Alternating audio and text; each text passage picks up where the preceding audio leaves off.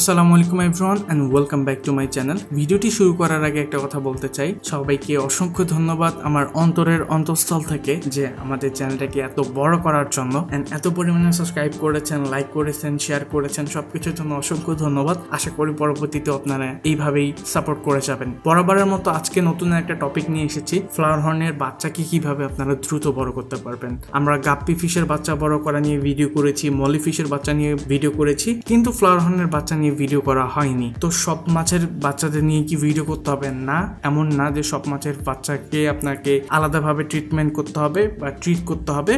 যেই মাছগুলোর ক্ষেত্রে আপনাকে যে সাবধানতা অবলম্বন করতে হবে সেই ফিশগুলো নিয়ে আমি ভিডিও করতেছি। যেমন ফ্লাওয়ার হর্নের বাচ্চাকে বড় করতে যায় আমরা অনেকেই অনেক ভুল করে থাকি, এই জন্য আজকে এই ফ্লাওয়ার হর্ন নিয়ে ভিডিও করতেছি যাতে আপনাদের এই মাছের বাচ্চাকে বড় করতে গিয়ে কোনো প্রবলেম না হয়। তো কেন আমি বড় ফ্লাওয়ার হর্নের কেয়ার নিয়ে কথা বলতেছি না, কারণ অলরেডি ভিডিও করা আছে কিভাবে আপনারা ছোট ফ্লাওয়ার হর্নকে খুব দ্রুত বড় করতে পারবেন। আজকে সেই ভিডিওটা আপনাদের জন্য বানিয়েছি। তো আপনারা অনেকেই আমাকে চিনেন, আমি আরাফাত, এই চ্যানেলের হোস্ট। আমি মূলত এই চ্যানেলের মধ্যে মাছ নিয়ে ভিডিও করে থাকি। আমার ভিডিওগুলো ভালো লাগলে সাবস্ক্রাইব করবেন, বেল বাটনে প্রেস করবেন এন্ড ফলো করতে ভুলবেন না। সো ভিডিওটা শুরু করি।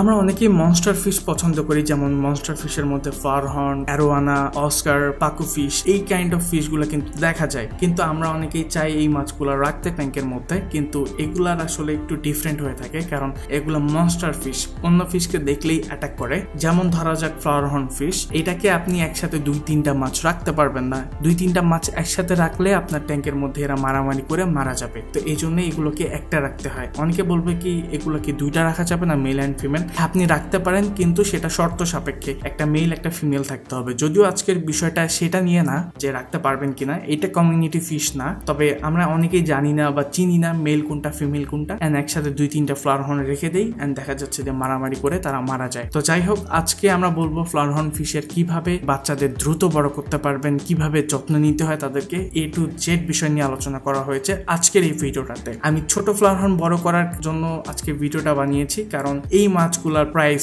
অনেক বেশি হয়ে থাকে, স্বাভাবিকের তুলনায় একটু বেশি, আমাদের হাতের নাগালের বাইরে অনেক সময় চলে যায় বড় মাছগুলা নিতে গেলে। এজন্য আমি আজকের ভিডিওটা বানাচ্ছি ছোটতে কিভাবে আপনি এদেরকে লালন পালন করে বড় করতে পারেন, কারণ ছোট মাছের দাম সবসময় কম হয়। ফ্লাওয়ার হর্নের যতই দাম হোক না কেন, ছোট মাছের দাম কিন্তু তুলনামূলকভাবে একটু কম হবে। সো আপনি এই ছোট মাছটাকে কিভাবে আস্তে আস্তে পালতে বড় করে এন্ড বড় করে সেল দিতে পারেন অনেক হাই প্রাইসে, আজকে সেটা নিয়ে কথা বলবো। সো আমি অনেক বকবক করলাম, সবার কাছে হাত জোর করে মাপ চেয়ে নিচ্ছি, কারণ আমি আজকে একটু বেশি কথা বলতেছি। যাই হোক, আমরা এখন মেইন ভিডিওতে যাব। বাচ্চা বড় করার ক্ষেত্রে আপনাকে কয়েকটা বিষয় মাথায় রাখতে হবে। মাছ যত বেশি সাঁতার কাটবে তত দ্রুত বড় হবে। এইটা আমি না, এটা সায়েন্টিস্টরা পরীক্ষা করে দেখেছেন। একটা মাছ যত বেশি সাঁতার কাটবে অ্যাকুরিয়ামের মধ্যে বা পুকুরের মধ্যে, তত তাড়াতাড়ি বড় হবে। আসলে বুঝতেই পেরেছেন। প্রথমে আপনাকে ট্যাঙ্ক সাইজটা মেইনটেইন করতে হবে। ছোট ছোট আপনি 1 থেকে 2 ইঞ্চি বা 3 ইঞ্চি ফ্লাওয়ার হর্ন কিনে নিয়ে এসেছেন। আমি প্রাইস সম্পর্কে আলোচনা করব না, এটা অবস্থা ভেদে বিভিন্ন প্রাইস হয়ে থাকে, তাই আমি প্রাইস নিয়ে আলোচনা করব না যে কোন মাছের দাম কত। আমি জাস্ট আজকে এটা নিয়ে কথা বলবো কিভাবে যত্ন রাখতে পারেন এই মাছগুলার। প্রথমেই কথা বলবো ট্যাঙ্ক সাইজ নিয়ে। আসলে কত বড় অ্যাকুরিয়ামের দরকার হবে আপনার এই ফিশগুলোর জন্য। আপনি 2 থেকে 3 ইঞ্চি যদি ফিশ পালতে চান, তবে এই ক্ষেত্রে দেখা যাচ্ছে যে আপনি একসাথে কিন্তু 4-5টা মাছও ছাড়তে পারবেন, কারণ এরা যখন ছোট থাকে তখন অত অ্যাগ্রেসিভ হয় না। যখন দেখা যাচ্ছে যে এদের সাইজ 5 ইঞ্চি হয়ে গেছে বা 6 ইঞ্চি হয়ে গেছে, তখন থেকে এরা অ্যাগ্রেসিভ হওয়া শুরু করে, তখন এদেরকে আলাদা করে দিতে হবে। তবে আপনি ছোট অবস্থায় একসাথে 2-3টা মাছ রাখতে পারবেন, কোনো সমস্যা হবে না। তবে আপনাকে ট্যাঙ্ক সাইজটা মেনটেন করতে হবে। এই ছোট মাছের জন্য আপনি সর্বনিম্ন 2 ফিট একটা অ্যাকুরিয়াম রাখবেন, যদি এই মাছটা আপনি বড় করতে চান বা পালতে চান। ছোট অবস্থায় ধীরে ধীরে যখন বড় হবে, তাহলে তো আপনাকে অবশ্যই ট্যাঙ্ক সাইজটা বাড়াতে হবে। মিনিমাম 4 ফিট তো 3 ফিট একটা ট্যাঙ্ক লাগবে আপনাকে, এটা আপনাকে অবশ্যই মাথায় রাখতে হবে। একটা ভালো সাইজের ট্যাঙ্ক দিতে হবে। 2 নাম্বার হচ্ছে ওয়াটার কোয়ালিটি। ছোট মাছের জন্য ওয়াটার কোয়ালিটিটা খুবই ইম্পর্টেন্ট, কারণ এরা খুব সেন্সিটিভ হয় ছোটতে যখন থাকে। তো এই জন্য আপনাকে ওয়াটারটা মেনটেন করতে হবে। এদের জন্য আপনাকে প্রয়োজন হলে পিএইচ মেনটেন করতে হবে।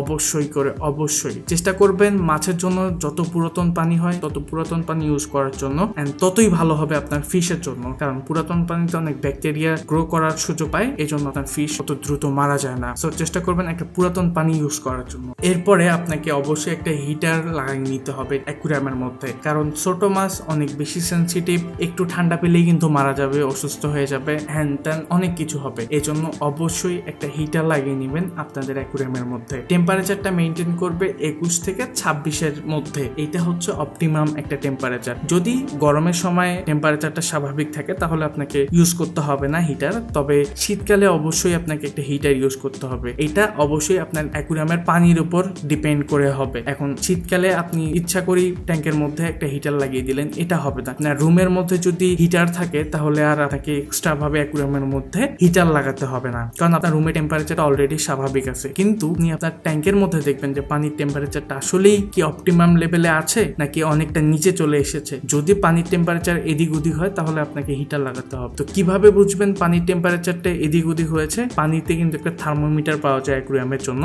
এটা বাজারে খুব বেশি একটা দাম না, অল্প টাকার মধ্যে আপনারা কিনতে পারবেন। এটা অ্যাকুয়ারিয়ামের মধ্যে আপনারা লাগাই নিতে পারেন, কোনো সমস্যা নাই। এইভাবে আপনি জানবেন যে আপনার ওয়াটার কোয়ালিটি বা ওয়াটার টেম্পারেচারটা ঠিক আছে কিনা। এরপরে কথা বলবো ফিল্টার নিয়ে। তো ফিল্টার নিয়ে কথা বলতে গেলে দেখা যাচ্ছে যে ছোট মাছের জন্য বেস্ট ফিল্টার হচ্ছে স্পঞ্জ ফিল্টার। এইটা যেহেতু একটা অ্যাগ্রেসিভ মাছ, সাঁতার কাটতে পছন্দ করে, খুব একটা প্রবলেম হয় না পানির ফ্লোতে, এই জন্য আপনি যে কোনো একটা ফিল্টার ইউজ করতে পারেন। বাট পাওয়ার ফিল্টার ইউজ করার ক্ষেত্রে একটু সাবধানতা আপনাকে অবশ্যই অবলম্বন করতে হবে, কারণ পাওয়ার ফিল্টারের যে ফ্লোটা আছে সেটা অনেক বেশি। অনেক সময় দেখা যাচ্ছে যে মাছকে সাঁতার কাটতে বাধা দেয় অ্যান্ড মাছ এখানে একটা স্ট্রেসের মধ্যে পড়ে যায় অ্যান্ড কিছুদিনের মধ্যেই আপনার ফিশগুলো মারা যায়। এই জন্য দেখবেন যে আপনার ফিল্টারের যদি পাওয়ার অতিরিক্ত ফ্লো হয়ে থাকে তাহলে প্লিজ এমন ফিল্টার ইউজ করবেন না। আপনি অবশ্যই ফিশকে দেখেই বুঝতে পারবেন যে ওয়াটারের যে ফ্লো সেইটা দেখলেই আসলে বোঝা যায় ফ্লোটা আসলে মাছকে ধাক্কা দিয়ে ফেলে দিচ্ছে কিনা, সেটা অবশ্যই আপনাকে খেয়াল রাখতে হবে। তো একটা ভালো কোম্পানির এবং ভালো একটা ফিল্টার ইউজ করার চেষ্টা করবেন।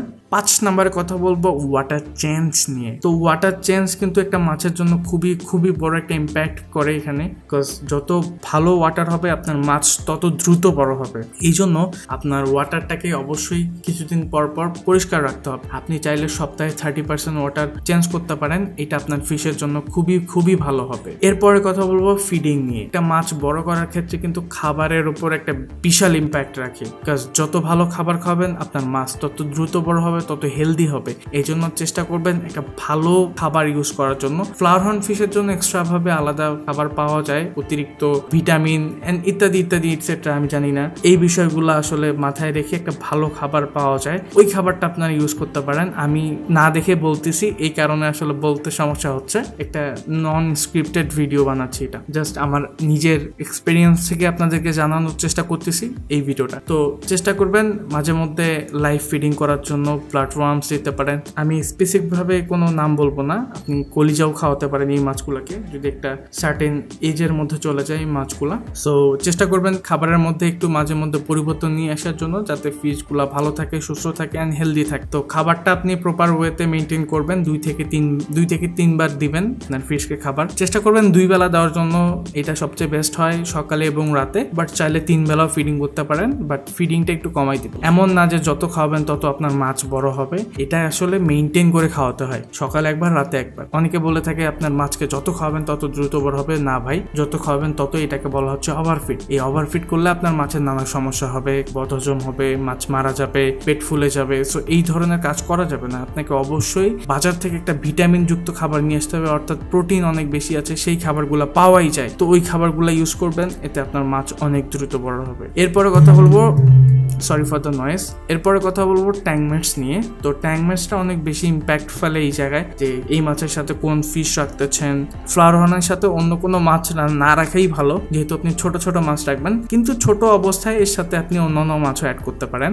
সেটা নিয়ে আমি কথা বলবো না এই ভিডিওতে, ট্যাঙ্কমেটস নিয়ে আলাদা একটা ভিডিও বানাবো ইনশাল্লাহ। ট্যাঙ্কমেটসটা আপনি রাখতে পারেন, তবে না রাখাই বেটার। আপনি যেহেতু ফ্লাওয়ার হর্ন ফিশ রাখতেছেন, কিছুদিন পরে যখন আপনার মাছ বড় হয়ে যাবে তখন হয়তো বা মারামারি করে কোন একটা ফিশ আহত হয়ে মারাও যেতে পারে। তো এই জন্য চেষ্টা করবেন যে ট্যাঙ্কমেটস না রাখার জন্যই, জাস্ট ফ্লাওয়ার হর্ন রাখার জন্য। অ্যান্ড আই হোপ যে আজকের এই ভিডিওটা আপনাদের অনেক বেশি ভালো লেগেছে। আমি আপনাদের কাছে হাত জোর করে সরি বলতেছি, কারণ হচ্ছে ক্ষমা চেয়ে নিচ্ছি, জাস্ট বিকজ আমাদের অনেক কথা বলতে হয়েছে আজকের এই ভিডিওটাতে। আননেসেসারি হয়তো আমি অনেক কথা বলেছি, এই জন্য প্লিজ আমাকে মাফ করবেন অ্যান্ড ভিডিওটা শেয়ার করবেন সবার কাছে যাতে চলে যায়। আশা করি ইনফরমেটিভ ভিডিও হয়েছে। পরবর্তীতে কি নিয়ে ভিডিও চান আমাকে কমেন্টে জানাতে বলবেন না। আসসালামু আলাইকুম সবাইকে।